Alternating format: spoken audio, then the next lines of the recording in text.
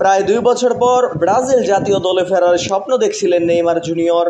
ভক্ত সমর্থকরাও অপেক্ষায় ছিলেন আসন্ন ফিফা উইন্ডোতে প্রিয় তারকাকে জাতীয় দলের জার্সিতে দেখার। তবে সেই আশায় আবারও ভাটা পড়ল।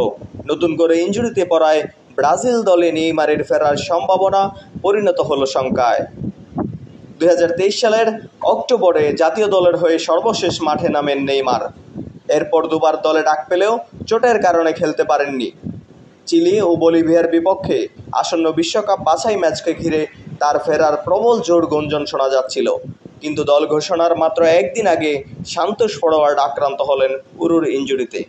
ব্রাজিলিয়ান সংবাদ মাধ্যম জানিয়েছে, অনুশীলনের সময় ব্যথা অনুভব করেন নেইমার। পরবর্তীতে মেডিকেল টেস্টে তার উরুতে ইনজুরি ধরা পড়ে। বিষয়টি ইতিমধ্যেই ব্রাজিল ফুটবল কনফেডারেশনকে জানিয়েছে সান্তোস।